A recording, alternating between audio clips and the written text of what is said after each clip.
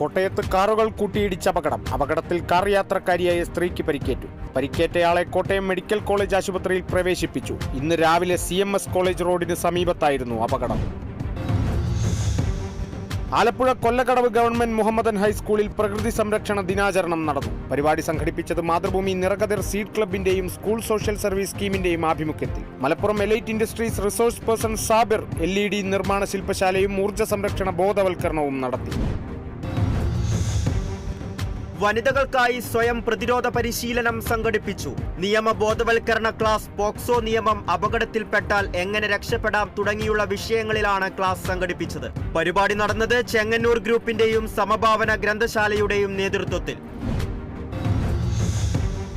കൊല്ലം തൊടിയൂർ ബന്ധുവിനെയും സുഹൃത്തിനെയും കൊലപ്പെടുത്താൻ ശ്രമിച്ച കേസിലെ പ്രതി പിടിയിൽ. തൊടിയൂർ സ്വദേശി ഷാനവാസാണ് പോലീസിന്റെ പിടിയിലായത്. തടിക്കച്ചവടത്തിൽ പങ്കുചേർക്കാത്തതിലുള്ള വിരോധത്തിലായിരുന്നു മാതൃ സഹോദരി പുത്രനെയും സുഹൃത്തിനെയും ഷാനവാസ് കൊലപ്പെടുത്താൻ ശ്രമിച്ചത്. പ്രതിയെ കോടതിയിൽ ഹാജരാക്കി റിമാൻഡ് ചെയ്തു.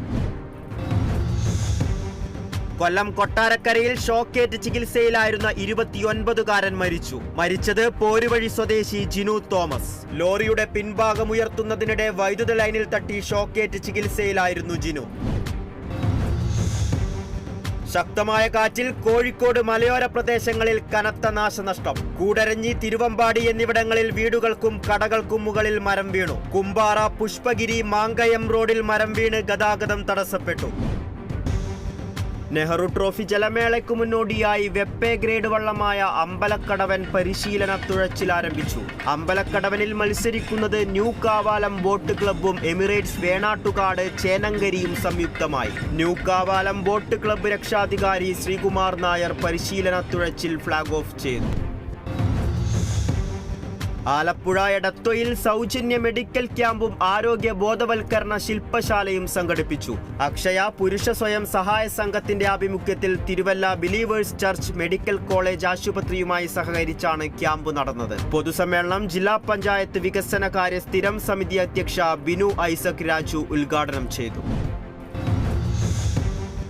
കൊല്ലം തേനി ദേശീയപാതയിൽ ലോറി മറിഞ്ഞ അപകടം. തടിയുമായി വന്ന ലോറിയാണ് അപകടത്തിൽപ്പെട്ടത്. മണിക്കൂറുകളോളം ഗതാഗതം സ്തംഭിച്ചു. ശൂരനാട് പോലീസിന്റെ നേതൃത്വത്തിൽ റോഡിലെ തടികൾ നീക്കം ചെയ്ത് ഗതാഗതം പുനഃസ്ഥാപിച്ചു.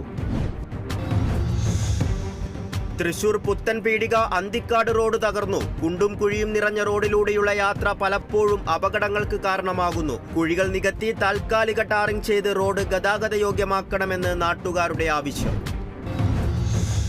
തിരുവനന്തപുരത്ത് Kerala state electronic service engineers അസോസിയേഷന്റെ ജില്ലാ തിരഞ്ഞെടുപ്പ് നടന്നു. യോഗത്തിൽ ജില്ലാ സെക്രട്ടറിയായി ജസ്റ്റിൻ ജോസിനെ തിരഞ്ഞെടുത്തു. പ്രസിഡന്റായി കരകുളം വാഹിദ്, ട്രഷററായി പേരൂർക്കട ഷൈൻകുമാറിനെയും യോഗം തിരഞ്ഞെടുത്തു. ആമയിഴഞ്ചാൻ തോട്ടിൽ രക്ഷാപ്രവർത്തനത്തിനിറങ്ങിയ ഫയർഫോഴ്സ് ടീമിനെ ആദരിച്ച് തോട്ടുമുക്ക് പൊതുജന ഗ്രന്ഥശാല. മന്ത്രി GR അനിൽ പൊന്നാടയണിയിച്ച് ആദരിച്ചു. കൊല്ലം ചിതറയിൽ SIയുടെ ബൈക്ക് മോഷ്ടിച്ച കേസിൽ ഒരാൾ അറസ്റ്റിലായത് കിളിമാനൂർ സ്വദേശി സുജിൻ. കഴിഞ്ഞ 19-ാം തീയതി രാത്രിയിലാണ് കേസിനാസ്പദമായ സംഭവം. അറസ്റ്റിലായ പ്രതിയെ കോടതിയിൽ ഹാജരാക്കി റിമാൻഡ് ചെയ്തു. കൊല്ലം ചവറ ശങ്കരമംഗലം ഗവൺമെന്റ് ബോയ്സ് ഹൈസ്കൂളിൽ ശനിയാഴ്ച നടന്ന PSC പരീക്ഷയ്ക്ക് 3 മിനിറ്റ് വൈകിയെത്തിയ ഉദ്യോഗാർത്ഥികളെ പരീക്ഷ എഴുതാൻ അനുവദിച്ചില്ല. പരീക്ഷാ കേന്ദ്രത്തിനു മുന്നിൽ ഉദ്യോഗാർത്ഥികളും ഉദ്യോഗസ്ഥരും തമ്മിൽ സംഘർഷമുണ്ടായി. യൂത്ത് കോൺഗ്രസ് പ്രവർത്തകർ ഉൾപ്പെടെ പ്രതിഷേധവുമായി എത്തിയതോടെ കനത്ത പോലീസ് കാവലിലാണ് പരീക്ഷ നടന്നത്.